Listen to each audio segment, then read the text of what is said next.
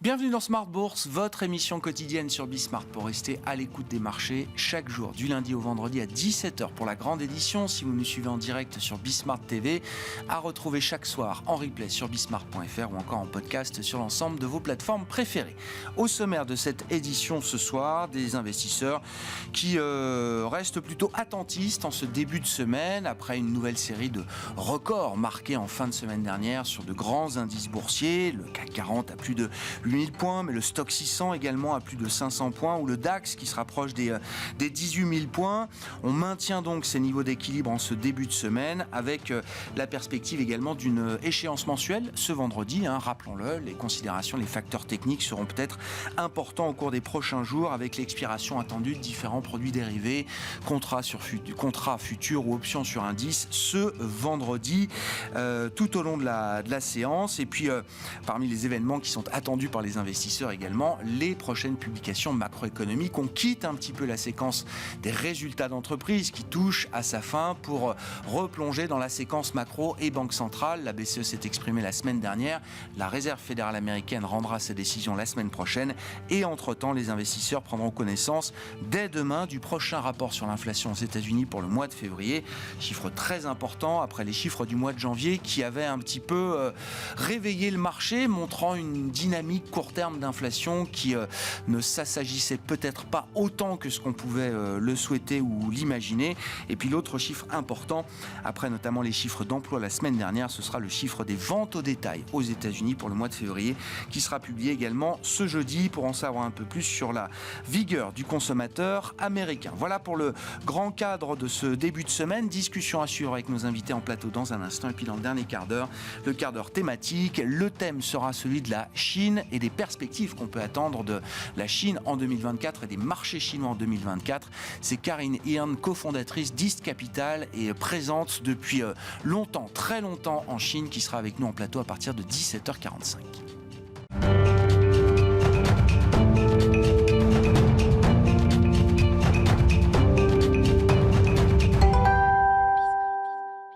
Avant d'accueillir nos invités, les infos clés du jour sur les marchés, comme chaque soir, c'est Tendance, mon ami, avec Pauline Gratel. Le début de semaine se passe en douceur pour l'ensemble des bourses européennes qui consolident avant les très attendus chiffres de l'inflation aux États-Unis publiés demain. Aux États-Unis d'ailleurs, le changement d'heure a eu lieu dans la nuit de samedi à dimanche. Du coup, les marchés seront ouverts de 14h30 à 21h heure française pendant 3 semaines jusqu'à notre changement d'heure le dernier week-end de mars. Les records se sont enchaînés la semaine dernière avec un CAC dépassant les 8000 points, on le rappelle, mais aujourd'hui c'est le Bitcoin qui marque un nouveau plus haut en franchissant les 72 000 $. Vu que les résultats d'entreprise freinent considérablement cette semaine, les indicateurs macro sont à nouveau sur le devant de la scène. Partons donc au Japon où le PIB sur le 4e trimestre est revu en légère hausse de plus 0,1% sur le trimestre contre moins 0,1% en première lecture. Sur l'ensemble de l'année, la croissance économique nippone est restée inchangée à plus 1,9% après plus 1% en 2022. À Tokyo d'ailleurs, les deux indices Nikkei et Topix chute de 3% au cours de la séance. Alors que le yen se renforce, le marché spécule de plus en plus sur une possible hausse des taux de la Banque du Japon. Toujours en Asie, direction la Chine, où les prix à la consommation ont été publiés samedi et repartent à la hausse après 6 mois de baisse consécutifs à 0,7% en rythme annuel le mois dernier, contre un consensus de 0,3%. L'indice des prix à la production chinois s'est contracté pour le 17e mois de suite à 2,7% sur un an, après 2,5% le mois précédent, selon le Bureau chinois des statistiques. Du côté des valeurs, Sanofi annonce des résultats d'essais positifs dans le traitement d'une maladie inflammatoire chronique de la peau. Le titre de Sanofi est en hausse. Valeur à suivre également à Paris, c'est Peugeot Invest qui prend 6% au cours de la séance. Après l'annonce d'une évolution managériale dans son conseil d'administration, le mandat du directeur général Bertrand Finet prendra fin à la date d'arrivée de son remplaçant. Le but, mettre en place un nouveau duo de dirigeants pour aider au développement de la société. Aux États-Unis, Nvidia a lâché 5% vendredi. L'entreprise est poursuivie en justice pour l'utilisation d'œuvres protégées par le droit d'auteur dans le domaine de l'intelligence artificielle. Les protagonistes reprochent à Nvidia d'avoir volé leur travail. Ils réclament des dommages et intérêts. Aujourd'hui encore, le titre ouvre en baisse à Wall Street. Au programme de demain, les investisseurs prendront connaissance de l'inflation aux États-Unis pour le mois de février et de la deuxième estimation de l'inflation allemande pour le même mois.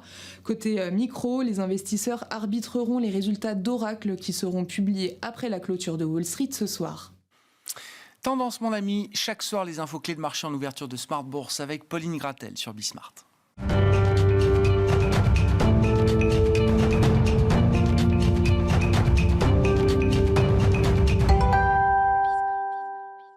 Invité avec nous chaque soir pour décrypter les mouvements de la planète marché. Louis Defel, c'est à nos côtés ce soir, directeur général et directeur de la gestion de Gay-Lussac Gestion. Bonsoir Louis. Bonsoir Grégoire. Merci d'être là. Merci à Julien Nebenzal d'être avec nous également. Bonsoir Julien. Bonsoir Grégoire. Vous êtes administrateur d'Advise et Nuno Texera à nos côtés également. Bonsoir Nuno. Bonsoir Vous êtes Grégoire. membre du comité d'investissement Cross Asset de Natixis IM International. La performance des marchés est trop concentrée. C'est la critique qu'on entend en ce moment. Les indices boursiers, pour la plupart, sont au sommet, des sommets historiques, en Europe, aux États-Unis, au Japon. On est dans l'ère des méga caps, effectivement, qui pèsent des centaines, voire des trillions de dollars aujourd'hui et qui représentent donc un poids démesuré peut-être dans certains indices. Mais quand on regarde la performance des indices, on trouve également des phénomènes de concentration très importants. La performance des grands indices repose sur quelques valeurs uniquement aujourd'hui. Nuno, c'est l'histoire des marchés depuis 30 ans. D'être c'est pas seulement concentré. aujourd'hui, tout à fait.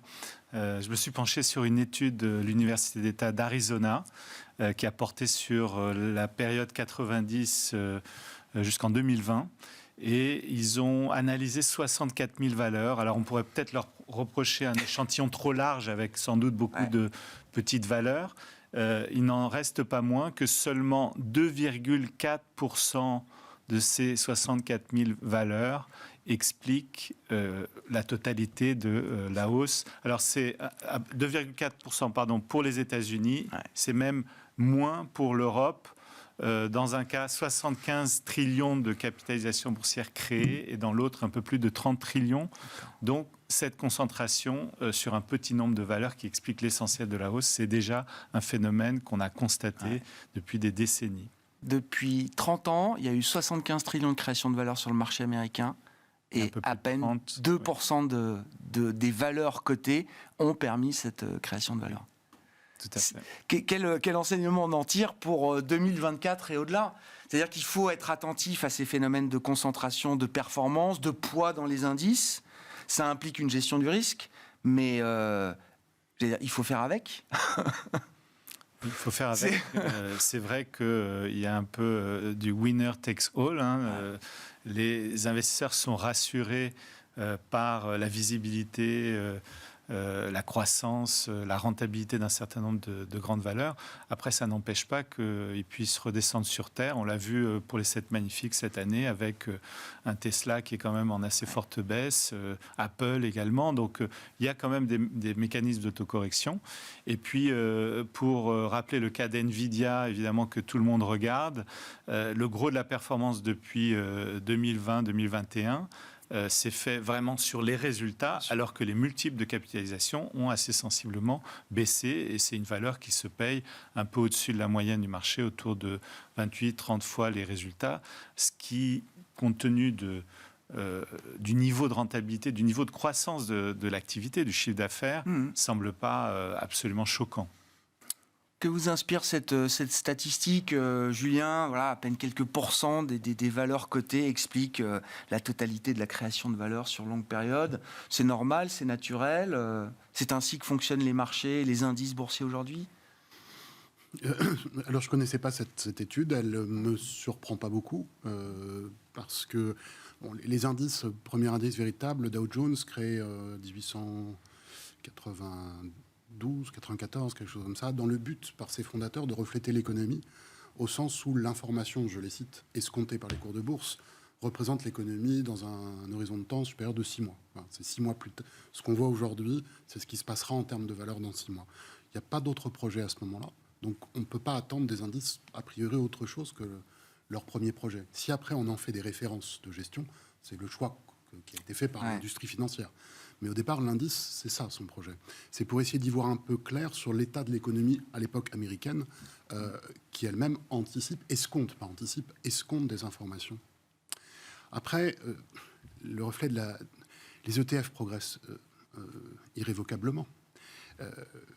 La gestion active, que ce soit aux USA ou en Europe, sur moyenne ou longue période, fait chroniquement son indice de référence ou un peu en dessous.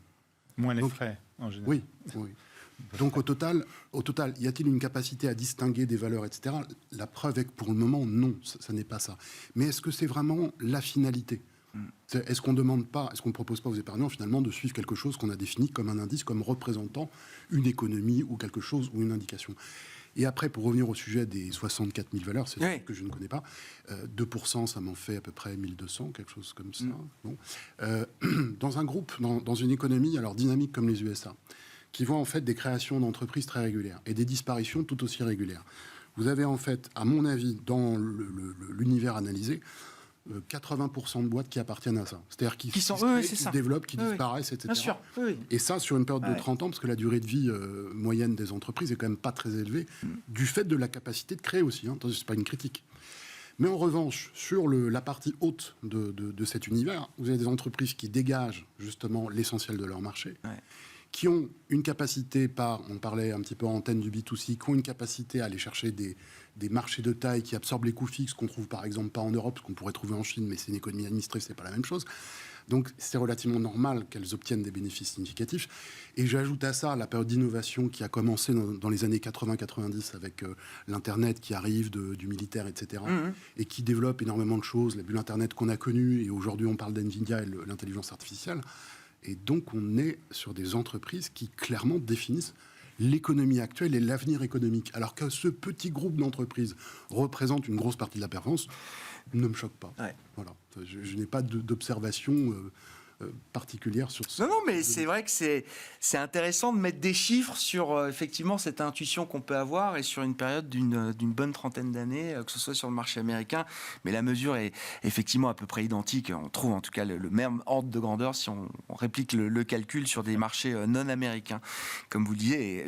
Et même la performance est encore plus concentrée autour d'un petit groupe de sociétés en dehors des États-Unis. La création de valeur a été plus de 2 fois supérieure aux États-Unis par rapport à l'Europe. C'est ça qu'il faut sans doute regretter. Sur ce phénomène de concentration indicielle dont on a déjà discuté de multiples fois, Louis, et puis la situation actuelle des marchés. Effectivement, là, c'est maintenant, Nvidia représente jusqu'à quasiment 30% de la performance du S&P 500 depuis le 1er janvier. Ouais, moi j'ai une autre stat qui va un peu dans ce sens-là, c'est que depuis le 1er janvier 2022, 86% de la hausse a été fait par les méga caps. Donc soit les 7 magnifiques aux États-Unis, soit les granolas, vous savez l'acronyme pour les 10 anciennes méga caps qu'avait fait Goldman Sachs. Donc c'est 86% la hausse. Donc c'est vrai que quand vous êtes une maison comme nous, Gay-Lussac Gestion, sur les small et mid cap, c'est un peu difficile. Donc c'est vrai que ça a été peut-être un peu artificiellement tiré les indices vers la hausse. Mais la seule bonne nouvelle, c'est que j'ai l'impression que là, le marché, il est tiré petit à petit par les autres valeurs. Quand on regarde le S&P Equal Weight, donc on équipondère les 500 valeurs du S&P, il est revenu lui-même au plus haut. Donc c'est plutôt assez positif. Et c'est vrai que je crois que vous l'avez déjà dit, la stat une fois sur votre plateau, c'est que à chaque fois que le S&P est revenu, a fait des plus hauts, alors que les indices small cap étaient toujours en bear market, que ce soit aux États-Unis ou en Europe. Normalement, si on suit ce qui s'est passé dans le passé, les small caps devraient suivre ce rallye. Donc c'est vrai que ça fait 2-3 ans elles ont monté. Les bénéfices par action vont reprendre. Donc on peut espérer que le reste de la cote devrait aider à continuer la bonne performance boursière. Qu'est-ce qui manque ? C'est toujours la même question, Louis, parce que on m'explique qu'il n'y a pas de baisse de qualité dans les résultats des entreprises dans l'univers small et mid cap, qu'il y a une décote en absolu, en relatif, on peut regarder toutes les métriques historiques qui normalement attirent l'œil et plus qu'un peu, et il n'y a pas encore l'essai transformé. Le marché il est devenu hyper momentum, il ne faut surtout pas être contrarié en ce moment. Et c'est assez justifié la croissance de ces méga caps. Aujourd'hui, il faut savoir que ce soit aux États-Unis ou en Europe, les méga caps ont plus de 2 fois à 3 fois plus de croissance des bénéfices par action embarqués que le reste des large caps. Si on prend pour 2024, je crois qu'on est à 6-7% de croissance des bénéfices par action attendus. Mais si vous prenez ces méga caps, c'est plutôt entre 15 et 20. Donc, voilà, plus de 2 fois de croissance des bénéfices par action, c'est normal que vous payiez avec une prime. Aujourd'hui, quand on regarde le S&P, je pense qu'on est à peu près 20-21 fois. Le S&P Equal Weight, il a 16 fois. Et les méga caps, les 7 magnifiques, sont à 30. Donc, si vous les rapportez par rapport à la croissance des bénéfices par action, elles ne sont pas forcément bulles. Donc, voilà. Ce qu'il faut aujourd'hui, c'est que le momentum revienne sur le reste des valeurs. Et on peut espérer... Il y a une étude de notre ancienne maison mère, Raymond James, qui disait que à partir que le point bas des bénéfices par action des small caps aux États-Unis était le T4. Et normalement, à partir du T4, il y a une accélération de la croissance des bénéfices par action aux États-Unis, si vous prenez le Russell 2000 ou le S&P 600. Et à l'inverse, les 7 magnifiques ont fait leur plus haut de croissance des bénéfices par action. Je crois que c'était plus 70% sur le 4e trimestre. Ça va continuer, mais ça va décélérer. Donc vous avez T1, T2, T3, T4, ça va décélérer sur ces 7 magnifiques. Et au même moment, vous avez tout le reste, les small caps, qui vont réaccélérer. Donc voilà, avec des banquiers centraux qui normalement devraient commencer à baisser leur taux au mois de juin, les étoiles se réalignent pour avoir une deuxième partie de l'année extrêmement bonne pour les small caps. Mais bon, pour l'instant, on arrête de le dire, on l'a trop souvent dit. Puis je crois que le marché voudra des évidences de ça, effectivement, mais...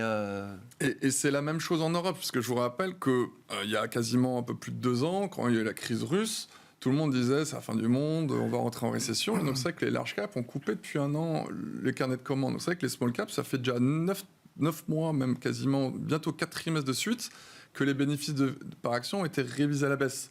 Donc là, à partir du T1, on va arriver à des effets de base beaucoup plus faciles sur la classe d'actifs, avec des niveaux de valorisation extrêmement faibles.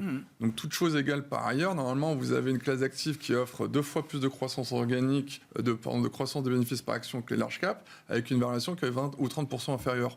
Donc voilà, c'est QFD, comme on dit. Est-ce que c'est un vrai risque de ne pas avoir de small et mid cap là, en 2024 Non. Oui, je pense que dans le courant de l'année, c'est clair qu'il faudra revenir. Je pense que le signal clair de la baisse des taux sera un peu le déclencheur. Je pense que... Il y a une corrélation très forte. Oui, il me semble qu'il y a une corrélation forte et que cette visibilité aussi sur les bilans, parce que c'est vrai que les small caps, on s'interroge toujours sur leur capacité à se refinancer dans de bonnes conditions. Elles ont moins de sources de financement, c'est un peu plus compliqué. Et du coup, je pense que ça devrait être un signal important. Les spécialistes me disent, alors, pour les valeurs de qualité, la qualité n'a pas baissé. Enfin, si, un peu quand même. Un petit peu. Ça dépend de l'univers qu'on regarde, j'imagine. En septembre, octobre, ça a vraiment été entraîné avec l'eau du bain, parce qu'en effet, comme vous dites très justement, c'est à tort, de temps en temps, on pense que les small caps sont plus endettés et ont plus de mal à refinancer. C'est vrai que c'est sur une partie de la cote, c'est là où souvent il y a beaucoup de particuliers qui aiment piler, mais il y a beaucoup, quand même, il y a une grande partie des valeurs qui sont de très forte qualité et qui ont été un peu entraînées avec l'eau du bain en septembre-octobre. Et c'est vrai que quand Jérôme Powell a dit au mois de fin décembre, octobre, non, un peu avant. C'était en novembre, vous vous rappelez quand les taux ont touché 5%, c'est bon. Bah là, les valeurs qui étaient un peu injustement sanctionnées, elles sont reparties très fort sur le mois de novembre-décembre. C'était bien reparti en début d'année. Et c'est vrai qu'il y a eu le chiffre de l'inflation aux États-Unis qui est venu rebattre les cartes. Le rétropédalage des banquiers centraux a un peu pénalisé à court terme les small caps, mais je pense que la direction, elle est claire dans le courant de l'année. On reverra cette tendance à la baisse des taux. Donc, et ça veut dire, pour aller un peu contre le sens de votre étude, mais il y a des moments quand même où la diversification paye. C'est-à-dire... en termes de performance, est-ce que 2024 doit être une année avec le schéma de se dire que toute la performance ne pourra pas reposer sur 3 valeurs américaines ? Oui, non. Normalement, on va avoir effectivement un rattrapage d'un certain nombre de valeurs, mais il faudra que ce soit des valeurs qui offrent elles-mêmes quand même de la visibilité, de la qualité et de la croissance. Ce qui n'est pas non plus le cas de toutes les small caps. Non. Oui. L'idée n'étant pas d'abandonner, j'imagine, ce qui fait la performance des marchés aujourd'hui. Oui. Et la sélectivité sur ce type d'univers est encore plus importante. Julien, est-ce que les marchés sont en surchauffe, les marchés actions ? Quand je dis les marchés actions, évidemment, c'est les marchés américains avant tout. Et quand je dis les marchés américains, évidemment, c'est une composante technologique très dominante au sein de ces marchés. Non, je ne pense pas qu'il y ait de surchauffe. On pourrait parler de bulle. La question pourrait se poser, est-ce qu'il y a une bulle sur un groupe d'actifs, sur un groupe de valeurs, une catégorie d'actifs? Je n'ai pas ça. Dans mes travaux sur la partie économique, 2016, c'est le début d'un cycle de Juglar. Je rappelle, Juglar, c'est un cycle de 7 à 11 ans, qui a été observé avant même l'action des banques centrales, puisqu'il a fait sa découverte en 1864. Et les vraies actions des banques centrales commencent un peu après aux États-Unis, après la guerre de sécession. Évidemment, on se dynamise au XXe siècle avec surtout l'arrivée de Greenspan. C'est un cycle qui doit se décomposer normalement en ce qu'on appelle 3 cycles de 3 ans et demi, cycle dit de Kitchin, 2016-2019. Je vous donne les points bas de la bourse, comme ça c'est plus facile pour les gens, même si le point bas de l'économie est 6 mois plus tard, ce que je disais tout à l'heure. 2016-2019, 2022. Voilà. Donc ça nous emmène dans 3 ans, dans 4 ans à peu près, à partir du plus bas de 2022. Ce qui veut dire que nous sommes dans la phase ascendante de ce cycle de Kitchin, qui est lui-même le dernier élément du cycle global de Juglar. Voilà. Après, donc, ce qui doit se passer depuis fin 2022, c'est une amélioration des conditions économiques. C'était un exposé que j'ai souvent soutenu. Et je continue de le penser, puisque je constate qu'il se produit, même si c'est quand même pas très fort. Mais j'avais indiqué que ce cycle de Juglar, donc le grand, est le plus faible d'une triade de Juglar. Donc c'est celui sur lequel on ne peut pas attendre grand-chose non plus. Donc ce qui est en train de se produire, c'est une économie qui croît aux États-Unis et un peu par capillarité diffusion, en quelque sorte, dans le monde, reste du monde, de manière assez modérée, modeste, pas modérée, modeste. C'est modeste ce qu'il y a devant nous.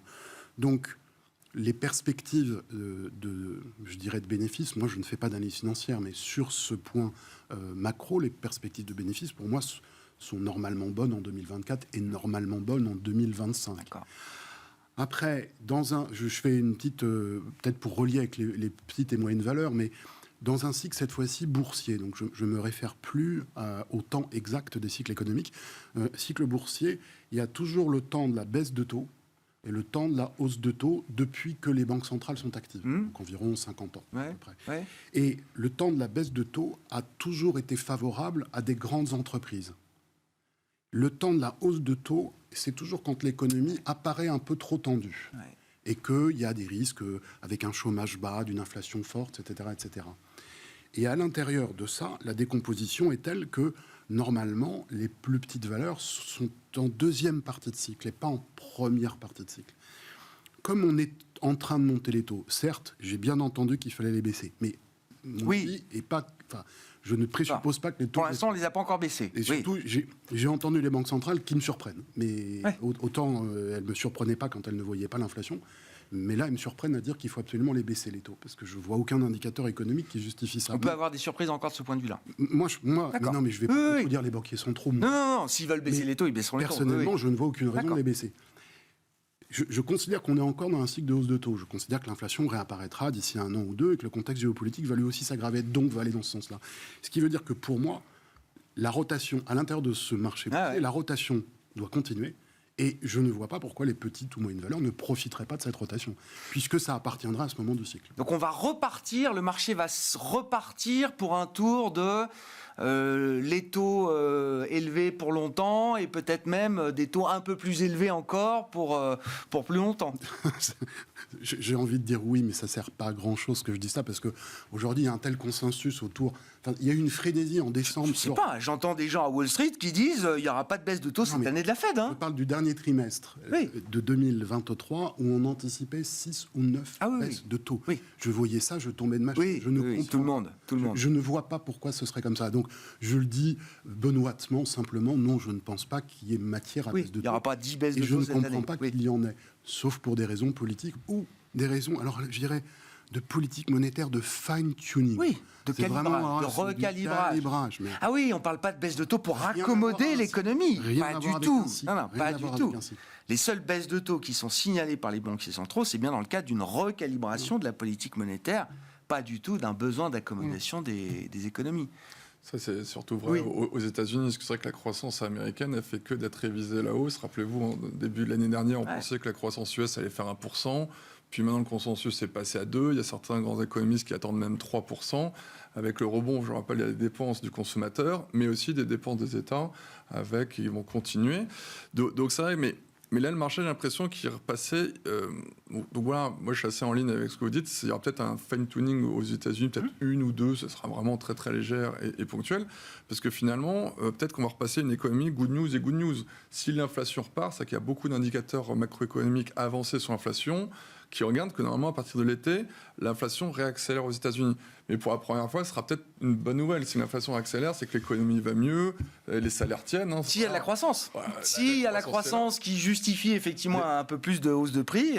Les créations d'emplois sont toujours là. Ce qui est bien, c'est qu'on a vu que pour la première fois depuis février 22, vendredi dernier, les hausses de salaire sont plus qu'à 4,3, je crois de mémoire. On était à 4,4, 4,5 avant. Voilà, ça rebaisse doucement. Donc voilà, faut pas vous déplaisir. Si l'économie tient bien, etc., peut-être qu'on va être plus good news et good news. Et c'est pour ça qu'il y a une recorrélation pour l'instant que sur les méga caps, parce qu'on a quand même vu depuis 4-5 mois, les marchés font des plus hauts historiques, alors que les taux sont repassés de 3,80 à 4,20. Donc il y a une recorrélation sur les méga caps, malheureusement pas sur les small et mid, parce que clairement quand les taux ont monté, les small ont chuté tout de suite.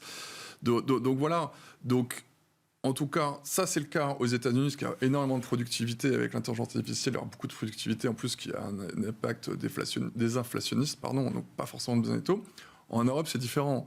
Christine Lagarde a continué, on l'a dit la semaine dernière, elle a révisé encore de 0,8 à 0,6 la croissance et a révisé à la baisse l'inflation. Elle a révisé encore plus l'inflation que la croissance. Exactement. Donc voilà, donc la question de savoir est-ce qu'elle va faire quelque chose, c'est toujours la lutte entre les Français et les Allemands. Monsieur Villeroy de Gallo attendait même peut-être avril, mais bon, en avril, il n'y aura toujours pas la croissance des salaires. Parce que je vous rappelle, la croissance des salaires au T4 a commencé à ralentir par rapport au T3. Et normalement, à la réunion de juin, ils auront les chiffres du T1 qui devraient continuer de ralentir en zone euro. Voilà. Mais c'est sûr qu'en tout cas, la productivité n'est pas la même en Europe. Donc moi, je vois plus, en effet, peut-être l'Europe baisser, mais les États-Unis peuvent très bien. C'est pas du tout le même modèle de croissance, quoi. Est-ce qu'il faut imaginer, parce que pour l'instant, ce qui est intéressant, c'est que le marché considère que c'est juin et pour la BCE et pour la Fed. C'est plutôt d'ailleurs un message qui est endossé ou par Jérôme Powell ou par Christine Lagarde avec leurs mots à eux de banquiers centraux. Mais qu'est-ce qui pourrait désaligner ces deux calendriers ? Est-ce qu'il y a un risque assez fort, effectivement, que ce calendrier, peut-être à l'arrivée, ne soit pas celui qui est anticipé aujourd'hui, Nuno ? C'est vrai qu'a priori, on se positionnait plutôt vers une baisse des taux de la BCE en septembre, nous. Donc plutôt plus tard que ce que le marché imagine. Pour les raisons liées justement au salaire et à la productivité en Europe qui ne sont pas très favorables.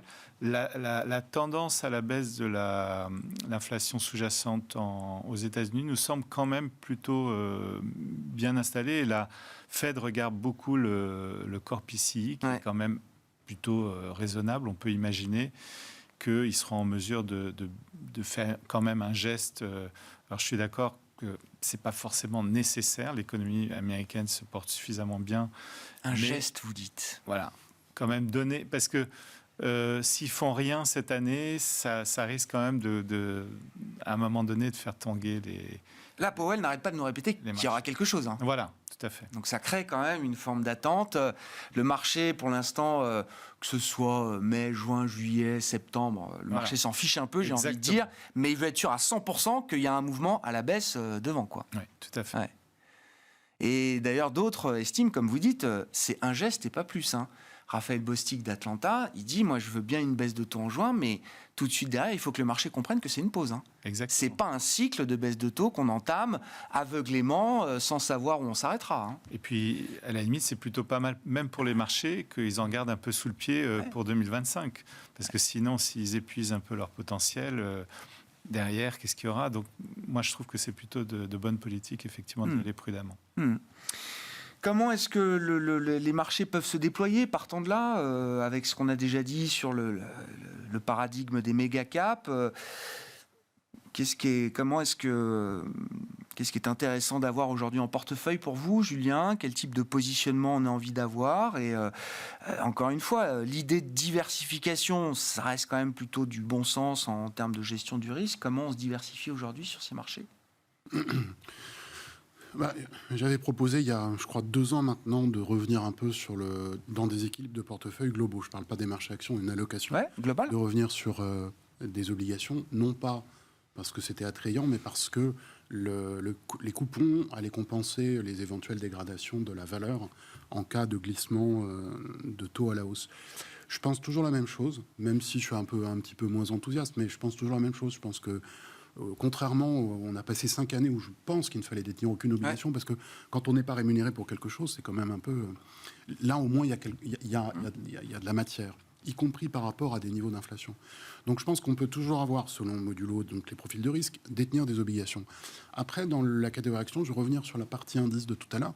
Je considère que les indices ont été construits pour donc, ce qui est leur objet, c'est-à-dire de refléter une économie ou un pan de l'économie. Dans les indices, il va y avoir des titres qui vont avoir des comportements, non pas obligataires, mais qui, à l'intérieur d'une enveloppe action, vont s'apparenter à une poche obligataire. Parce qu'ils vont jouer le rôle d'amortisseur ou d'autres, un rôle de rendement, etc., etc. Donc, à quoi, finalement, un indice, c'est une diversité de valeurs pour représenter une économie. C'est donc une diversification en soi. Pourquoi sortir des indices ? Justement, la question, c'est pourquoi sortir des indices ? Puisque si, par exemple, je suis épargnant européen, c'est normal que j'ai alors ma partie obligation et puis une partie action composée de un tiers d'Europe, un tiers d'USA, par exemple, et puis un tiers d'autres choses avec du private equity, des émergences qu'on veut, pour diversifier les risques. Pourquoi sortir des indices ? Il faut sortir des indices si on a des convictions extrêmement fortes. Et les convictions extrêmement fortes dans l'économie telle que je l'ai décrit, elles ne sont pas nombreuses. Et c'est celles dont on parle en ce moment. Donc la seule possibilité de sortir de ce que moi je trouverais une composition normale, c'est d'être ultra diversifié, parce qu'on ne peut pas préjuger de l'avenir et que ça sert à ça, la diversification, c'est d'aller prendre un risque sur ce qui est en train d'absorber des grands pans de l'économie, des grandes parties de l'économie, c'est tout ce qui concerne l'intelligence artificielle. Ça, c'est une réalité. Que ça absorbe des bouts de l'économie, c'est une réalité. Et ce qu'on ne sait pas, c'est la vitesse. Et donc ça, vous dites qu'il faut aller chercher en dehors des indices. Je crois que si on veut faire quelque chose... Oui, je comprends. Il y a la principale chose... Si on veut vraiment faire de l'alpha, il faut sortir des indices. Sur le thème de l'IA... C'est ça, ou la thématique liée à la géopolitique, c'est-à-dire de renforcer tout l'investissement lié à la guerre, qui de toute façon devrait continuer malheureusement de progresser, et aussi l'exposition aux matières premières, qui n'apparaît pas aujourd'hui comme pertinente, mais qui à tout moment peut se réveiller et dans le contexte géopolitique qu'on a, et donnera justement une contribution intéressante à un portefeuille. Mais sinon, j'ai toujours essayé de justifier la diversification par la difficulté de se détecter à l'avance les zones de surperformance les plus évidentes. Voilà. Je maintiens qu'on est toujours dans ce type de marché, donc c'est tout à fait à la marge qu'on peut sortir d'une diversification. C'est vrai que c'est assez intéressant, mais c'est vrai qu'aujourd'hui, pour jouer l'IA, pour investir dans l'intelligence artificielle en bourse, pour le moment, c'est quasiment que les méga caps. C'est ASML, première capitalisation de l'Eurostock 50, Nvidia, je ne sais pas quel est le poids dans le S&P. Mais c'est vrai qu'aujourd'hui, on a vu qu'il y a tous les dérivés, aussi l'électrification, Schneider Electric qui fait un des plus hauts. Donc c'est vrai qu'à la limite, ça, c'est des très gros poids. Les médias, Publicis fait bien, porté par l'IA. Enfin, en tout cas, c'est un des arguments qu'on entend. RELX, pareil, au UK, Wolters Kluwer aux Pays-Bas. Voilà, tout ça, c'est comme des gros poids des indices et des méga caps. Mais c'est vrai que nous, en tout cas, que ce soit sur les small et mid, c'est une dérivée seconde. Ça va arriver un jour, donc il y aura des gagnants, des perdants. Mais clairement, on attend que ça arrive, parce qu'il y a quand même beaucoup de sociétés qui vont gagner en productivité, qui vont gagner en marge. Donc la question de savoir c'est est-ce qu'ils vont le redistribuer à leurs salariés ou ça sera les actionnaires, ça sera un peu un débat. Mais pour l'instant, c'est trop tôt. Donc c'est vrai que pour l'instant, c'est vraiment les méga caps qui prennent tout.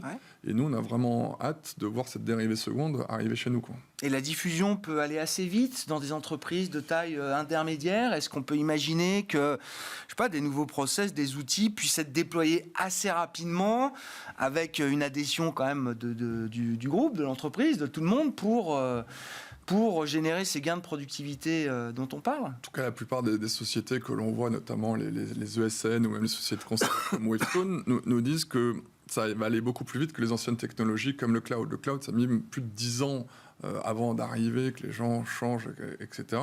Mais là, dedans, ça va aller hyper vite. Tout le monde, maintenant, fait des nouvelles offres. Ça va arriver, la question de savoir quand. Mais en tout cas, j'ai l'impression que personne ne veut le louper. Tout le monde veut être dedans. Il y aura beaucoup de formations aussi de nouvelles personnes pour se réadapter.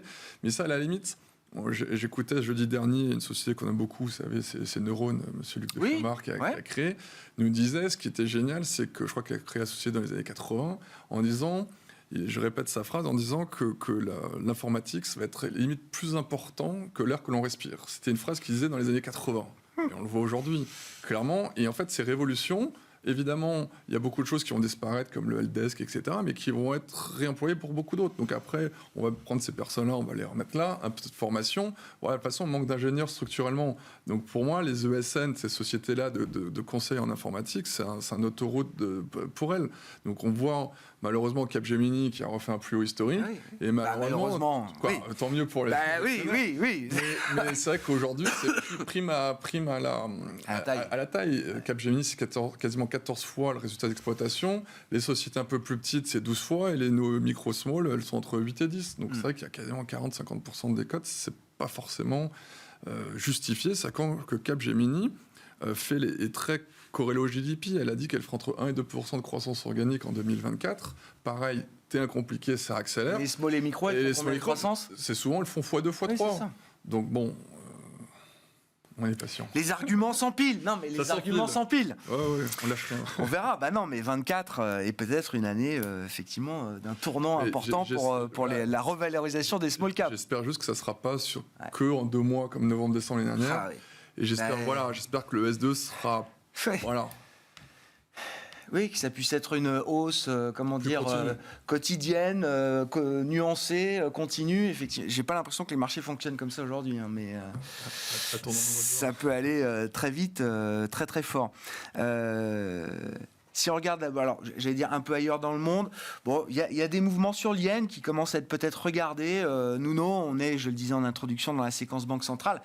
Au-delà de la Réserve fédérale américaine, la Banque du Japon se réunit également la semaine prochaine. Bon, tout le monde attend ce moment où la Banque du Japon sortirait des taux négatifs. Je crois que les taux directeurs sont à moins 10 BP, je crois, aujourd'hui au Japon. Bon, est-ce que le moment est proche ? Et encore une fois, c'est la question qu'on se posait déjà à l'époque.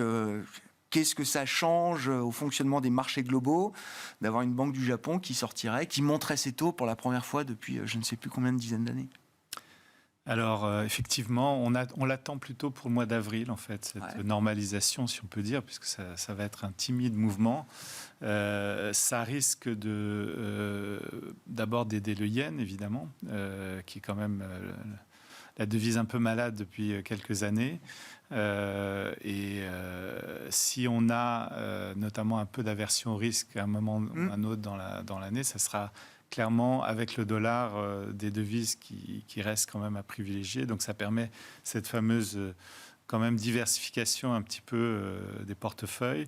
Je suis assez d'accord qu'il va falloir revenir un peu sur l'obligataire qui offre quand même, surtout sur le crédit, plutôt de la valeur. À court terme, on est moins favorable quand même sur la partie dette souveraine.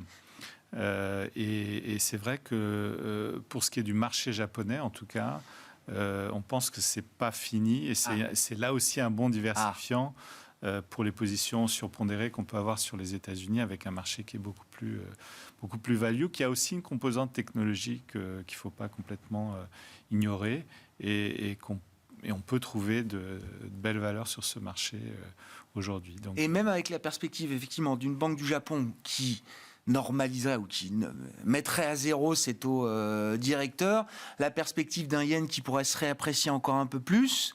On a vu un peu plus de vitesse dans la hausse du yen ces derniers jours, là. Ça n'obère pas totalement les perspectives du marché action. Là, il y a une réaction un peu épidermique. Oui, ça perd deux. Voilà. Mais on ne pense pas que ça va être de nature à casser la dynamique, du marché japonais. Intéressant. Vous regardez le marché japonais, Julien ? Non, je ne sais pas, ça fait partie quand même des marchés dont on parle aujourd'hui. Il ne manifeste aucun problème. Donc, il appartient à la diversification.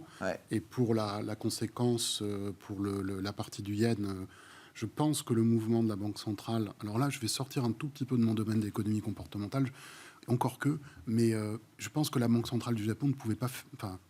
C'était un peu dangereux pour elle au moment où il y avait une normalisation aussi forte aux États-Unis. C'est dangereux pour elle et pour les Américains, pour tout le monde. Je crois là-dessus, qu'est-ce qui était dangereux de dire que de commencer à modifier eux leur politique monétaire. Que le Japon. Oui, je pense que c'était pas le moment. Alors qu'ils auraient pu, mais je crois que c'était pas le moment. La situation est la même aujourd'hui qu'il y a 6 mois ou il y a un an. Donc, voilà. Oui, mais il y a 6 mois de plus d'évidence que la situation se maintient telle que... La question, c'est le veulent-ils ? Les conditions, elles sont différentes, les conditions d'inflation chez eux en plus. Le veulent-ils ? Il est possible qu'ils considèrent qu'ils atteignent les fameux objectifs d'AB il y a 15 ans maintenant, et que donc peut-être qu'une normalisation à la manière de ce qu'ont fait les États-Unis, parce qu'on a toujours dit les États-Unis montent les taux pour lutter contre l'inflation, etc. Moi, j'ai toujours milité pour le fait que c'était une simple normalisation.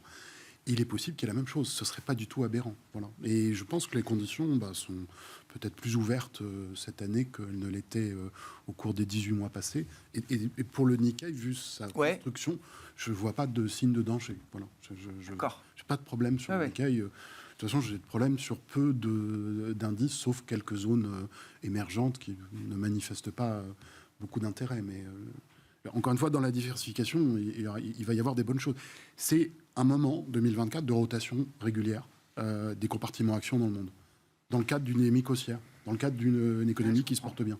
Et encore 2025, à mon avis. Donc des passages de relais comme ça, d'un marché à l'autre, d'un grand segment de marché à un autre, au fur et à mesure, avec l'horizon 2025 en tête. Avec, je pense que ça devrait continuer encore en 2025, oui. Ouais. Enfin, il faudra voir, mais les conditions à la fois économiques, quand le ralentissement apparaît, etc. Et parfois, il a un an de retard par rapport au cycle, parfois, il a 6 mois d'avance. Bon, ça, on ne peut pas dire ça. Mais les conditions restent très bonnes, restent très bonnes. Ouais. Bon. Non, on aime bien aussi les actions japonaises chez Gay sa question. Non, on a lancé un fonds micro-cap monde, donc c'est vrai que ça vous pouvez étonner. Qui intègre les fonds, la cote japonaise. Exactement, on a 20% de valeur japonaise. Donc déjà, en plus, c'est souvent des sociétés locales, donc si l'yen s'apprécie, c'est tout bon pour nous. C'est des sociétés qui ont un cash monstrueux, donc si les taux remontent, c'est que du bénéf également. Et c'est vrai que c'est plein de petites histoires locales qui sont assez sympas et qui se payent beaucoup moins cher, même que je ne parle même pas des États-Unis ou même qu'en Europe. Nous, une ligne qu'on aime beaucoup, c'est Kota. Vous savez, c'est les leaders de gel dans les salons de coiffure et aussi pour les particuliers. Vous savez que les Japonais adorent toujours se faire des gels pour les cheveux. Oui, d'accord. Ok, oui. Les gels pour les cheveux, c'est stylistique. C'est des sociétés qui font 4-5% de croissance organique, une génération de cash énorme, un cash au bilan monstrueux. Voilà, donc c'est vrai que c'est pas les sociétés qui ont la meilleure allocation du cash parce qu'ils redonnent pas souvent tout. Mais voilà, il y a beaucoup. Mais on redécouvre ce marché. Vous êtes d'accord? Dans ce fonds micro cap monde, 20% de Japon, c'est beaucoup. Ça nous a clairement aidé à la performance l'année dernière. Ça continue en ce début d'année. Mais on a eu le même phénomène sur les small cap japonaises. Elles ont très nettement sous-performé les large caps, quoi. Oui. Donc, elles ont bien performé en absolu, mais elles ont encore un rattrapage énorme. Donc, c'est vrai que clairement, il y a un très très gros potentiel sur les valeurs japonaises, même si on a dit hier, elles ont un petit peu souffert dedans, mais on n'est pas du tout inquiet dessus. Je voulais qu'on dise un mot, peut-être, Nuno, pour finir. Alors, on est dans l'année d'élection historique, 60% du PIB mondial qui vote lors d'élections majeures. Il y aura les élections européennes devant nous, mais il y a eu des élections législatives ce week-end au Portugal, avec un résultat effectivement qui montre le remplacement du gouvernement de gauche par sans doute un gouvernement de droite, centre-droit, mais minoritaire. Avec effectivement une forte progression de l'extrême droite qui doit multiplier par 4, je crois, son nombre de sièges par rapport aux élections précédentes. Voilà. Un commentaire sur ce résultat et puis redire d'un mot quand même la performance économique du Portugal depuis 10 ans qui est quand même spectaculaire. Et est-ce que ce genre de résultat politique qui peut jeter une forme d'incertitude sur la capacité à gouverner avec une majorité, est-ce que ça peut entamer le momentum économique dont bénéficie le Portugal depuis 10 ans maintenant? Alors d'abord, le parti d'extrême droite qui a été propulsé à la 3e position, avec plus de 18% des voix. Chega, ça veut dire assez. Donc il a été élu notamment sur son discours anticorruption, puisque la corruption avait touché historiquement à la fois le centre-droit et puis le centre-gauche, avec pour le gouvernement actuel, effectivement, une sanction qui est assez... assez forte. Ça est tombé à cause de ces affaires de corruption qui entouraient. Pour autant, alors c'est vrai que l'économie a beaucoup rebondi après de grandes difficultés, avec une aide de la Troïka qui est quand même venue entraîner un certain nombre de réformes qui ont été assez structurelles et des coupes assez sombres dans le budget de l'État. Le programme du parti de centre-droit est plutôt dans une logique de réduction des impôts qui effectivement sont assez élevés, notamment pour l'impôt sur le revenu. Donc on peut espérer quand même que ça amène une forme de dynamisation. En tout cas, les élections, malgré la poussée de l'extrême droite, on n'a pas vu de sanctions sur les indices. C'est peut-être parce que malheureusement, c'est un phénomène assez répandu. Mais il est clair qu'on va avoir une plus grande difficulté à mettre en œuvre des réformes sans, je dirais, l'appui a priori du Parti socialiste qui a dit qu'il ne soutiendrait pas ce gouvernement s'il devait être mis en place. Est-ce qu'il y aura des alliances ponctuelles avec l'extrême droite sur un certain nombre de réformes? On verra, mais effectivement, moi je ne pense pas que ça va mettre en échec le bon comportement. D'ailleurs, on le voit de manière générale en Europe du Sud. Il y a quand même un rebond aussi de l'Italie. C'est d'ailleurs une de nos positions sur la partie dette. On trouve que vous continuez d'aimer. Le spread italien reste encore assez correct, au-dessus des 130 points. En tout cas, en termes de portage, c'est pas choquant d'en avoir. Et l'Europe du Sud, d'une certaine manière, retrouve un peu des couleurs par rapport au centre de l'Europe, à l'Allemagne, qui est quand même un petit peu à la peine en ce moment. Surperformance de la périphérie par rapport au cœur en Europe qu'on observe depuis plus d'une paire d'années maintenant, pour dire les choses. Merci beaucoup. Merci à vous trois d'avoir été les invités de Planète Marché ce soir. Nuno Teixeira, membre du comité d'investissement Cross Asset de Natixis IM International, Julien Nebenzal, administrateur d'Advise, et Louis de Fels, directeur général et directeur de la gestion de Gay-Lussac Gestion.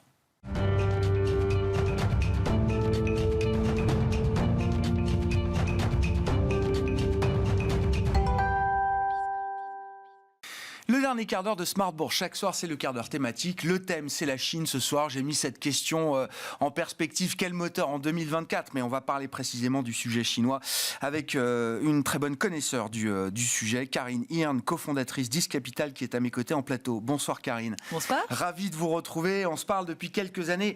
Quand je dis bonne connaisseure du sujet chinois, c'est que vous habitez en Chine depuis plus de 20 ans, si je dis pas de bêtises. 13 ans. 13 ans. Autant pour moi. Shanghai, puis Hong Kong. Exactement. Depuis plusieurs années maintenant. Et donc, vous vivez l'investissement sur place au cœur de la mécanique chinoise. Alors, parmi les chiffres qui m'ont le plus marqué, peut-être, c'est de voir la rupture entre la Chine et les investisseurs occidentaux ces dernières années, illustrée par l'effondrement des investissements directs étrangers en Chine, qui était à un niveau record en 2021, je crois. 340 milliards. Voilà, c'est le chiffre que j'ai en tête, et qui sont tombés, je caricature un peu, à quasi zéro fin 2023. En tout cas, divisé par 10 en 2 ans. Divisé par 10, oui. Qu'est-ce que ça veut dire et comment est-ce que ce chiffre se reflète quand on est sur place et qu'on investit sur place? On investit en Chine, oui. Non, très bonne question. Effectivement, des chiffres qui ont chuté énormément, mais déjà, il faut peut-être replacer le contexte que l'année 2023 a été une année en fait assez faible pour tous les investissements directs étrangers, pour toutes les régions, notamment l'Union européenne qui a aussi perdu un grand pourcentage de des IDE. Je pense qu'il y a 3 explications. La première, elle est très concrète, c'est qu'il faut peut-être, il faut s'en souvenir. La Chine a été complètement fermée pendant presque 3 ans. Nous, on ne pouvait, même de Hong Kong, on ne pouvait pas aller en Chine. Moi, je me rappelle avoir des discussions avec des investisseurs français qui voulaient éventuellement faire une acquisition en Chine et qui me disaient « mais nous, on ne peut pas parce qu'on voudrait bien sûr rencontrer les gens, on va rencontrer les entreprises dans lesquelles on peut investir. » Donc, et ça, on savait très bien qu'il y aurait un effet parce que si le pays a été fermé pendant un certain nombre de temps, c'est clair que ce sont sur les chiffres de 2023 qu'on a vu ce premier effet. Très clair. La deuxième raison, c'est très clairement les tensions géopolitiques qui font que beaucoup d'entreprises préfèrent maintenant investir en Chine que pour la Chine. On appelle ça le C4C, le China for China, et n'osent plus investir comme avant en Chine pour envisager le marché chinois ou les centres de production chinois comme plateforme pour le monde. Là, un chiffre par exemple intéressant, en 2018, si vous voyez sur le nombre d'investissements qui avaient été faits sur les puces dans le monde, 48% étaient en Chine. Aujourd'hui, presque 0%. Donc ces tensions géopolitiques, elles sont très claires, elles sont et on en reparlera sûrement parce que elles sont structurelles, oui. Ça structurelles et ça a aussi une influence sur les investisseurs comme nous qui investissons à Is Capital sur les marchés publics. La troisième raison, c'est aussi une transformation fondamentale de la Chine et de ses capacités de production aujourd'hui. Et donc là aussi, un seul chiffre, le coût de la main-d'œuvre. Le coût de la main-d'œuvre aujourd'hui en Chine est le double du coût de la main-d'œuvre du Vietnam, le triple du coût de la main-d'œuvre en Inde et peut-être aussi 30-40% plus cher qu'au Mexique. Alors, si vous envisagez le marché chinois comme un endroit pour avoir des usines où ça coûte pas cher, c'est fini, c'est différent. Ouais. Donc, je pense qu'il y a ces trois raisons. Et alors après, pour parler des implications, nous, finalement, ça n'a pas énormément d'implications pour notre travail d'investisseur parce que les investissements directs étrangers n'ont jamais été très importants en pourcentage de tous les investissements qui se faisaient en Chine. Ouais. Et on pense qu'il y a une partie de ces facteurs qui sont aussi d'ordre conjoncturel et qu'il y aura bientôt de nouvelles sources d'investissement en Chine, mais pas forcément de l'Europe, sûrement pas les États-Unis, mais je pense du Moyen-Orient. Ah, c'est ça. Les grands financiers qui s'intéressent à la Chine aujourd'hui viennent du Middle East, c'est ça, Karine? Absolument. Ouais. Absolument. Sur le plan de la conjoncture, alors je ne sais pas, qu'est-ce qu'on peut dire? On sort du Congrès national du peuple, c'est ça la semaine dernière, série de meetings très importants. Alors on voit le verrouillage politique, Li Qiang n'a plus le droit de tenir de conférences de presse, etc. Je crois qu'il a cité 16 fois le nom de Xi Jinping dans son discours. Li Keqiang, son prédécesseur, n'avait été que jusqu'à 14 fois. Enfin voilà, on voit toute cette symbolique politique qui prend forme, mais sur le plan de la conjoncture, qu'est-ce que vous attendez de la Chine cette année, Karine? Alors effectivement, les prévisions de croissance ou les objectifs de croissance de l'ordre de 5%, on peut le voir de deux façons. C'est beaucoup plus faible que c'était avant, mais ça reste en fait très important pour un pays de la taille de la Chine, la deuxième économie mondiale. Ça représente 40% de la croissance globale. Donc il ne faut pas non plus complètement voir les choses d'une façon très négative. Mais en l'occurrence, ce ne sera pas facile d'obtenir ces 5% parce que c'est le même niveau de croissance attendu que ce qu'on a eu en 2023. Mais en 2023, il y avait un effet de base par rapport, bien sûr, à la période de Covid. La grosse question aujourd'hui en Chine, plus que le taux de croissance, et puis aussi, je pense, avant de parler de la grosse question, qui est la déflation, bien sûr, c'est comme toujours. C'est un chiffre pour l'ensemble de la Chine. Après, quand vous voyagez comme nous on fait dans différentes régions de Chine, vous voyez des différences extraordinaire entre notamment des régions dans le nord de la Chine qui sont clairement en crise. C'est pas 5% de croissance, c'est sûrement de la décroissance, la récession. Et des zones booming. Et des zones qui booment, le Guangdong et autres. Pareil au niveau des secteurs. Vous avez alors l'immobilier qui est en chute libre, et c'est ça bien sûr un point très très important de la faiblesse conjoncturelle chinoise. Mais vous avez trois grands secteurs qui sont le solaire, les voitures électriques et les batteries qui, par contre, là, c'est effectivement une explosion au niveau de la croissance, de plus 30-40%, etc., au niveau des investissements, au niveau des ventes. L'année dernière, en Chine, on a installé l'équivalent de 270 gigawatts en panneaux solaires. C'est plus que l'ensemble de tout ce qui est installé aux États-Unis historiquement. Donc vous avez ce genre de moteurs de croissance qui sont là, qui sont importants. Par contre, effectivement, la déflation, qui est un souci pour la Chine aujourd'hui, et notamment du fait de la surcapacité. Et alors voilà. Et pour en revenir, comme nous, parce que ces panneaux solaires, ces batteries et ces véhicules électriques, le problème, c'est que le marché intérieur chinois, malgré la prospérité commune, ne va pas pouvoir absorber tout ça. Il y a effectivement de la surcapacité qui est liée au fait qu'il y a eu beaucoup d'investissements, il y a eu des subventions, etc. Alors c'est très bien pour le climat, c'est très bien pour tout comment on appelle ça, le greening bien sûr, verdissement de l'économie. Le verdissement de l'économie, merci, etc. Par contre, pour nous, en tant qu'investisseurs... c'est des secteurs en déflation, c'est des secteurs potentiellement difficiles. En déflation. C'est des secteurs où on a de la peine à avoir un outlook positif au niveau des entreprises sur lesquelles on peut investir. Donc il faut trouver, il faut naviguer cet environnement au niveau des investissements qui est un petit peu plus compliqué que d'habitude. Vous allez nous dire comment vous faites. Un mot quand même de l'IA. Comment se positionne la Chine dans la chaîne de valeur mondiale de l'intelligence artificielle aujourd'hui, Karine? Alors, ça, c'est une question aussi, bien sûr, qui est fondamentale. Ce qu'on voit beaucoup, c'est la Chine pour la Chine, là aussi. Et ça, c'est pas parce que eux, ils l'ont choisi, mais c'est parce que le reste du monde, et notamment les États-Unis, ont mis tellement de restrictions en place qu'ils n'ont pas le choix.